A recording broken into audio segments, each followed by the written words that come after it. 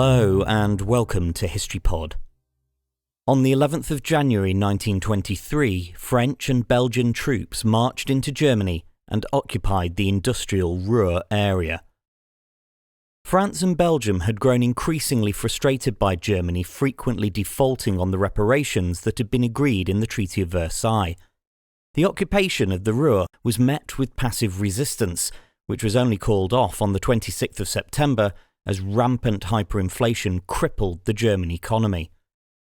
Although the French leader, Raymond Poincaré, was initially reluctant to occupy the Ruhr, he had grown increasingly exasperated by Germany's regular defaults and the lack of international support for sanctions as a way to persuade the government to pay. He argued that the reparations themselves were not the issue, but rather that allowing Germany to defy this part of the Treaty of Versailles could lead to further attempts to undermine the treaty at a later date.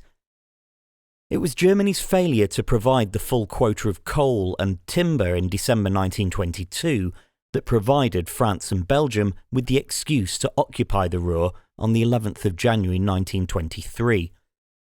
They established the Inter-Allied Mission for Control of Factories and Mines to ensure that goods payments were made, but the Germans responded with a campaign of passive resistance that stopped production.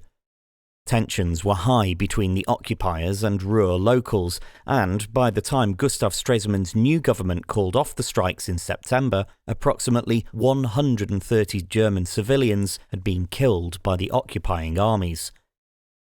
The occupation enabled France and Belgium to extract reparations, but it was Germany that won international sympathy.